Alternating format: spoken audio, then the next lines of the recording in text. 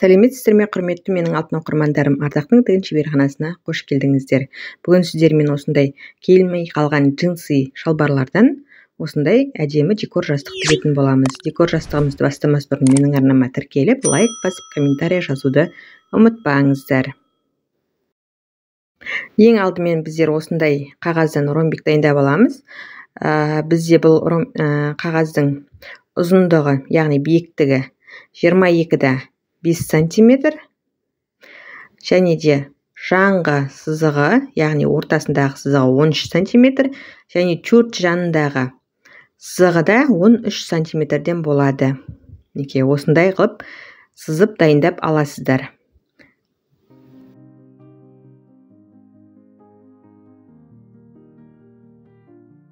Осы кескін арқылы біздер келмей қалған шалбарларымызда қиып алатын боламыз. Яғни, менде екі түрлі джинсы мата болды. Осыдан көк және ақ түрі.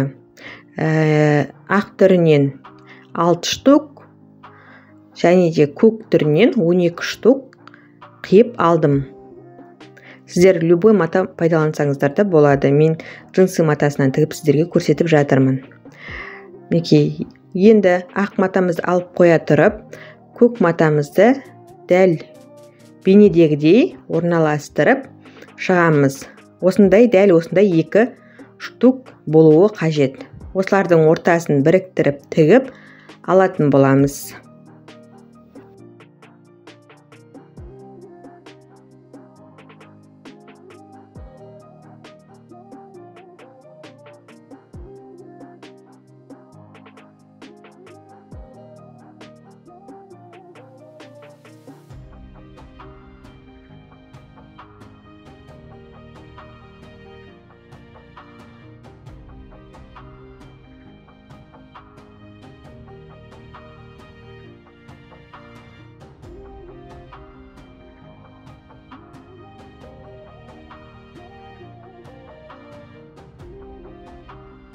Екеуін тігіп алдық. Осының енді әзірге біреуін алып қоя тұрамыз.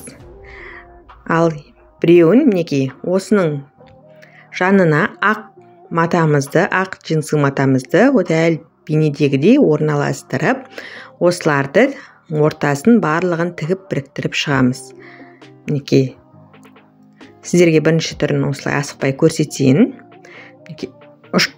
Ұштарын бір-біріне келтіріп, лапканың бойымен шеттеріне закрепкі беріп тігеміз. Және де бұрышына келген кезде до конца тікпей, бір тігістік жол алып қалып, инемізді шығармай, үстіңгі матамызды бұрып, екінші матамызға беттестіріп тігіп шығамыз.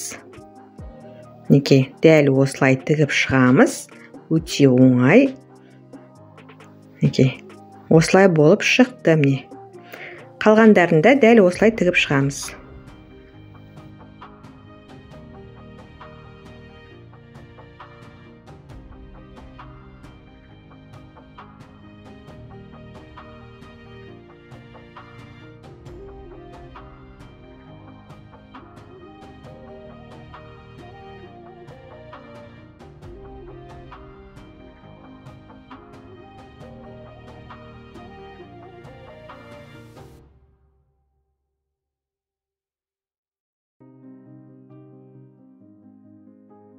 Барлығын тігіп алдым, және де өтекпен бастырып өтектеп алдым. Енді екінші жапырақшаларымызды алып, үстіне беттестіріп орналастырып, теріс жағын астыңғы матаның ақ матасымен осылай біріктіріп тігіп шығамыз. Дәл осылай тігіп, бір шетінен ашық қалдырамыз. Барлығын осылай тігіп, тек бір шетін ашық қалдырамыз.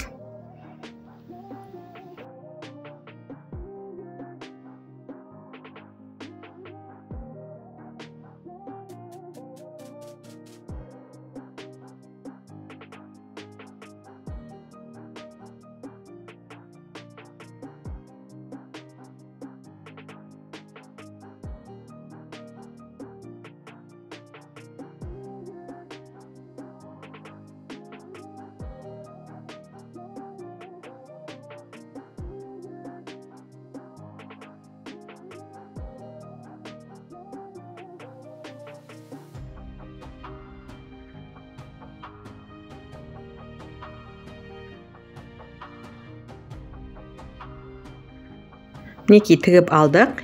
Бір шеті ашық қалды, бұрыштары шықты. Мінекей. Енді осының ішіне синтефон немесе халофайдер салсаңыздар болады. Менің жағдайымда синтефонны салдым. Үйде синтефон бар екен. Сіздер халофайдер салсаңыздар да болады. Осы ашылып тұрған шетін инемен тігіп шығамыз. Білдіртпей инемен тігіп аламыз.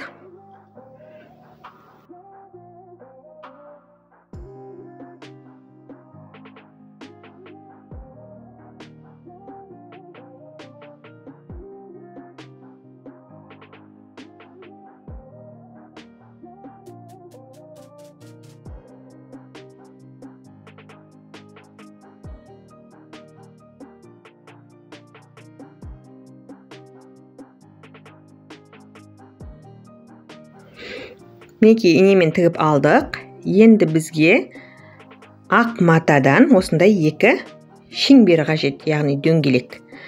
Осы дөңгелекті біреуін алып, мінекей сіздерге біреуін көрсетейін. Осылай жан жағынан, шет жағынан осылай жіптің бойына тіземіз. Осылай араларын ашық-ашық қылып тізіп шығамыз. Осының ішіне синтефон немесе халофайдер салсаңыздар да болады. Шамалы ғана салып, жібімізді тартып, осылай тігіп шығамыз. Екіншісінде дәл осылай тігіп шығасыздар. Дайын болған осындай дөңгелегімізді осы декор жастығымызға орналастыратын боламыз ортасына. Дәл бейнедегідей қайталап шықсаңыздар болады. Екінші жағына инені шығарып, екінші дөңгелегімізді алып, осыған орнатып, инемізді екінші жағына шығарып, жібімізді қайттан тартып,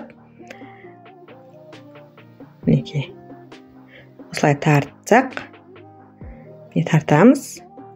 Және де екінші дөңгелегімізге тағы да өткізіп, жібімізді айналдыра, 2-3 қайтара айналдырып, қатты ұстап тұру үшін айналдырып, түйіп тастаймыз. Артық жібін қиып алып тастаймыз.